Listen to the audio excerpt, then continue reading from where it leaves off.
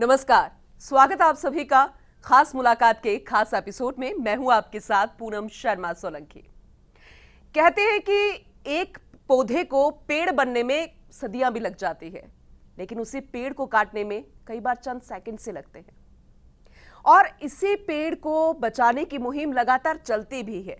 और कहते तो ये भी हैं कि जो पेड़ काटता है वो कई बार लगाता भी है। लेकिन क्या वाकई में हम ऐसा करते हैं? ये सवाल हमें दूसरों से नहीं, खुद से पूछने की जरूरत है। क्योंकि कहते हैं कि पेड़ है तो पर्यावरण है और तभी हमारी जिंदगी है। लेकिन इसी जीवन को संपन्न बनाने के लिए पेड़ों की कटाई भी की जाती है। ये बात भी उतनी ही सच है। और इसी को बचाने के लिए कई लोग कोशिशें करते भी हैं। ऐसा नहीं कह रहे हैं कि जो पेड़ काटता है वो लगाता नहीं है, या फिर जो कटवाता है वो लगवाता नहीं है। लेकिन आप जरा सोचिए कि जिस पेड़ को हम काट रहे हैं उसे वहां तक पहुंचने में दशकों लग जाते हैं, सदियां लग जाती है। और जब हम काटते हैं और फिर लगाते हैं तो फिर उतना ही वो वक्त लेगा। तो ऐसे में क्या ये कोशिश उतनी ही काफी साबित हो रही है? आज बात हम इसी को लेकर करेंगे। आज बात हम इसी बात को लेकर करेंगे कि राजस्थान को हरित स्थान कैसे बनाना है। जो पर्यावरण को बचाने की मुहिम लेकर एक शख्स लगातार पिछले 30 सालों से भी ज्यादा वक्त उसे हो गया है, वो कोशिश क्या वो साकार होती उसके लिए नजर आ रही है? हम बात कर रहे हैं उस शख्स की जिसे आज कहा जाता है the tree man of India. जी हां, हम बात कर रहे हैं विष्णु लांबा जी की, जो आज हमारे साथ मौजूद है। विष्णु लांबा जी, आपका बहुत बहुत स्वागत है इस खास मुलाकात में। विष्णु लांबा जी, आज आपको कहते हैं the tree man of India, लेकिन कभी वक्त ऐसा भी था जब आपको पौधा चोर भी कहा गया। तो ट्री मैन ऑफ इंडिया ये उपाधि आपको पूर्व राष्ट्रपति भारत रत्न प्रणब मुखर्जी जी ने दी, प्रणब दा ने दी।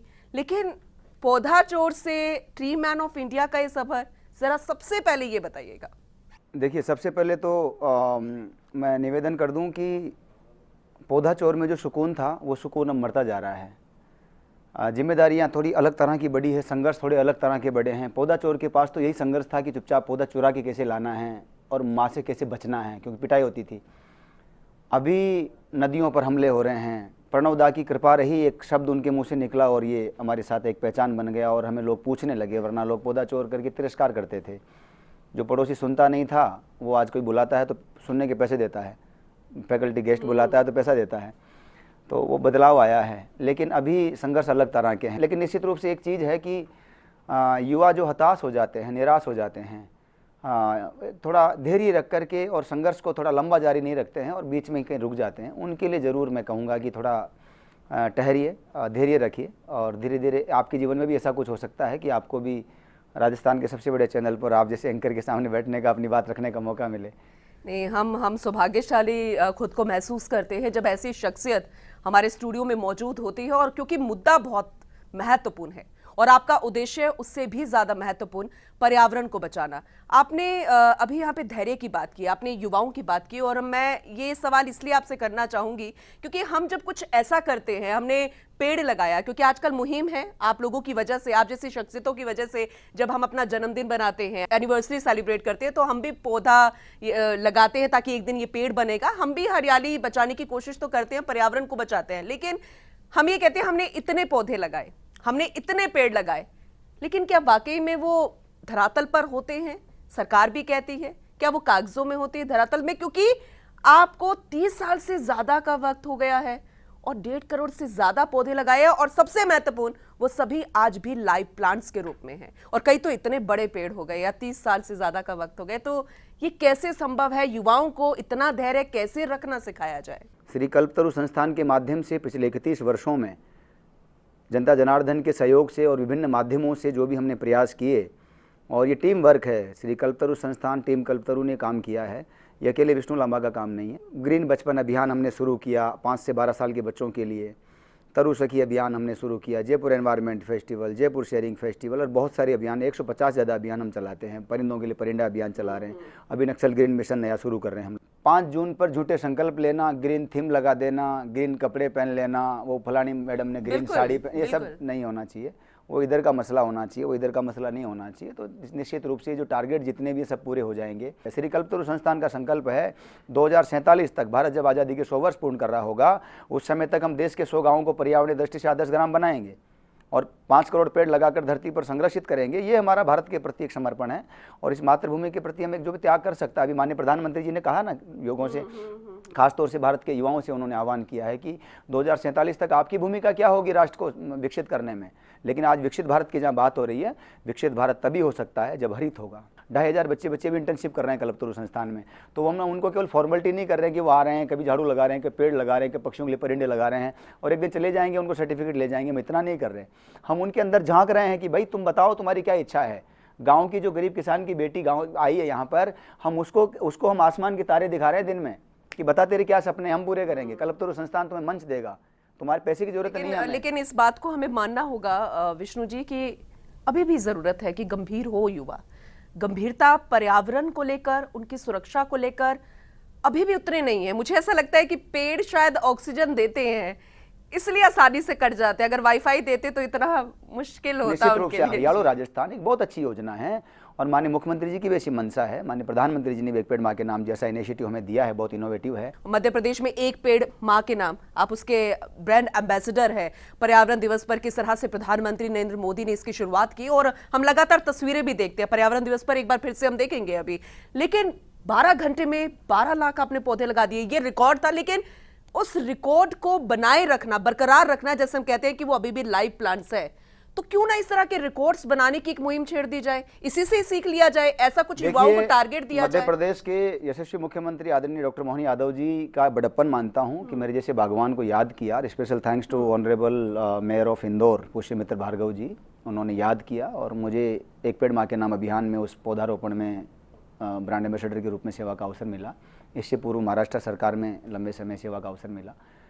वहाँ पर मैं ऐसा मानता हूँ कि स्पेशली इंदौर की जनता ने जो उस 12 घंटे में 12 लाख की आपने बात की, वहाँ की जनता के लिए हर काम उत्सव है। बड़े उत्साही लोग हैं वहाँ के। आप किसी को फ़ोन कर लीजिए, पूछ लीजिए, अभी पूछ लीजिए फ़ोन करके कि हाँ भाई साहब कहाँ हो, मैं पोया खाने जा रहा हूँ, मैं जलेबी खाने जा रहा हूँ, आ जाओ, आज ये कर रहे हैं, आज महाकाल के जा रहे हैं, आज शिप्रा नदी पे जा रहे हैं। हर काम उत्सव की तरह। हमने वहाँ जा करके देखा इंदौर लगातार 9 बार प्रथम क्यों आया स्वच्छता के क्षेत्र में, इंदौर ग्रीनरी के क्षेत्र में आगे क्यों बढ़ने लगा है। उसका कारण है वहाँ की जनता जनार्दन की जागरूकता और सरकार की जन सहभागिता के प्रति रुचि। बहुत बहुत महत्वपूर्ण बात आपने यहाँ पर कही है। और महाराष्ट्र का भी जब जिक्र किया, देखिए महाराष्ट्र तो कहते हैं कि माया नगरी है और सुपरस्टार्स की नगरी है। सुपरस्टार्स वहाँ पे ब्रांड एम्बेसडर्स है इसी तरह के अभियान में, जिसमें आप भी जुड़े। मतलब वहां पर जहां अमिताभ बच्चन है, रवीना टंडन ब्रांड एम्बेसडर्स है, वहां पर विष्णु लांबा जी। और ये राजस्थान के लिए गर्व की बात है, ना सिर्फ टोंक जिले की, क्योंकि आप वहीं से ही आते हैं, लांबा गांव से आते हैं, तो ना सिर्फ वहां की बल्कि पूरे राजस्थान, पूरे देश के लिए गर्व की बात है। देखिए, महाराष्ट्र शासन के यशस्वी वन मंत्री आदरणीय डॉक्टर सुधीर मुनगंटीवार जी का ये बड़प्पन था कि उन्होंने सदी के महानायक अमिताभ बच्चन जी को बाघ बचाओ परियोजना में लिया और उन्होंने बोरीवली संजय गांधी नेशनल पार्क के लिए रवीना टंडन जी को लिया। ताई महाराष्ट्र में बड़ी बहन को बोलते हैं, तो रवीना ताई को उसमें लिया। और एक ग्रीन आर्मी जो महत्वाकांक्षी योजना थी माननीय सुधीर मुनगंटीवार जी की, उसमें उन्होंने एक सेवा का अवसर दिया मेरे जो छोटे से बागवान को। मैं तो राजस्थान में इधर दूर फांक रहा था, तो मैं विशेष रूप से आभारी हूँ सुधीर मुनगंटीवार जी का, जिन्होंने अवसर दिया और इन लोगों का बड़ा सहयोग मिला। स्पेशली महाराष्ट्र की जनता जनार्दन और स्पेशली हमारे पास 1 करोड़ से अधिक लोग उस योजना का हिस्सा बने, ग्रीन आर्मी का।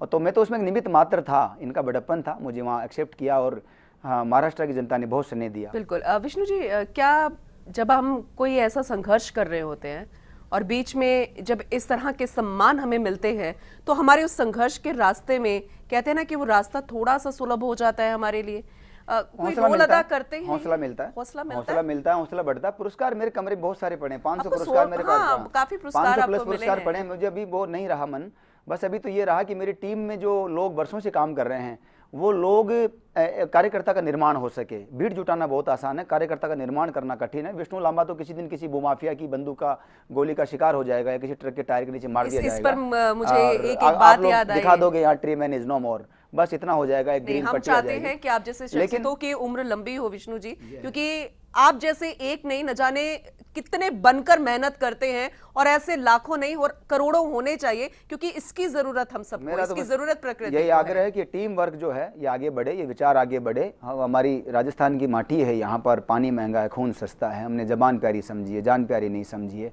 हम अमृता देवी बिश्नोई और 363 लोगों की शहादत को हमने देखा है। बिल्कुल विष्णु जी, लेकिन ये सब तो परिवार के साथ रहकर नहीं हो सकता, क्योंकि आपने घर परिवार सब छोड़ दिया है, प्रकृति को ही आप अपनी माँ बाप भाई बहन सब मानते हैं, और यही आपके लिए सब कुछ है। शायद लंबा वक्त हो गया आपने घर छोड़ दिया है, और ना सिर्फ पर्यावरण बचाना बल्कि अवैध खनन को लेकर जो क्रांतिकारी परिवार शायद 1857 से 1947 फैमिलीज के जो लोग हैं, क्रांतिकारी जो रहे हैं, उनको आपने तलाशा, आप उन्हें राष्ट्रपति तक लेकर गए, लेकिन पर्यावरण के बीच में ये सब लोगों को लेकर आना, उनके भविष्य को संवारना, ये सब कैसे संभव हो पा रहा है? क्या परिवार के बीच में रहकर नहीं हो पा सकता था? आपने भी सवाल किया कि परिवार में रह के हो सकता था क्या? हाँ। ये हो सकता था, नो डाउट। और मैं चाहूंगा कि कोई भी अगर मुझे गलती से फॉलो करता है, मैं तो छोटा सा आदमी, मुझे कौन फॉलो करता होगा, लेकिन ये अगर कोई करता है तो मैं उससे प्रार्थना करता हूँ, विष्णु लामा बनने की कोशिश मत कीजिए, ये बहुत अच्छा रास्ता नहीं है। विष्णु जी, आखिरी सवाल है और बहुत महत्वपूर्ण है। आप बहुत जगह गए हैं, आपको बहुत प्यार मिला है, और वहाँ की जनता की भी आपने बात की है कि कितना सहयोग वो देती है, कितनी उत्साहित वो होती है हर एक छोटे से काम को लेकर और पर्यावरण को लेकर। लेकिन राजस्थान की जनता क्या उतना सहयोग कर पाती है?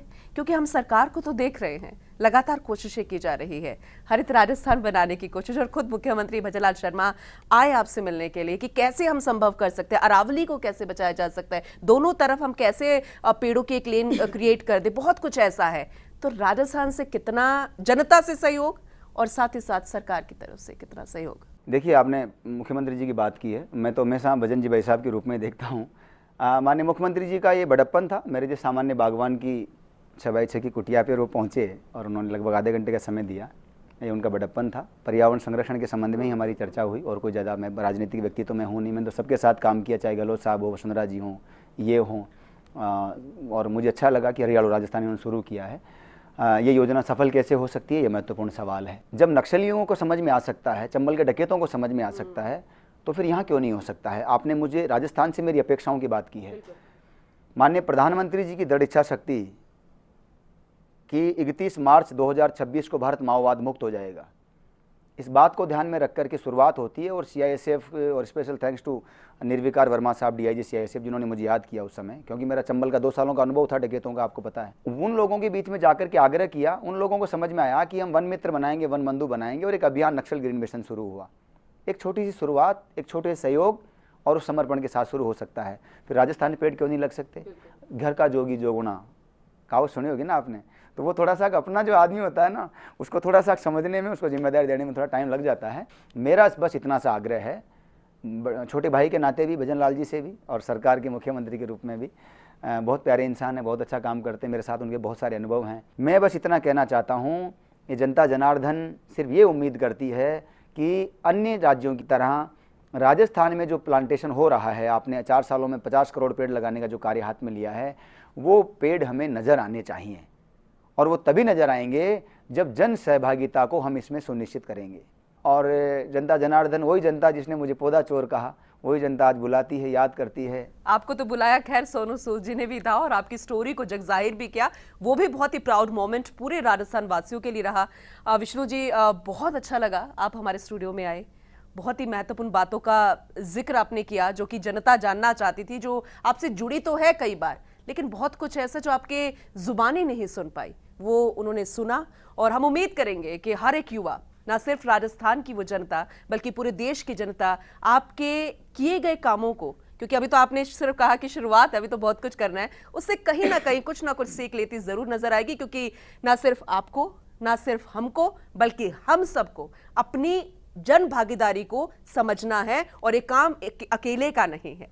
ये अकेले विष्णु जी नहीं कर सकते, अकेले मैं नहीं कर सकते, अकेले आप नहीं कर सकते, ये हम सबको करना है, क्योंकि पर्यावरण हम सबका है और पर्यावरण को बचाना है। बहुत बहुत धन्यवाद।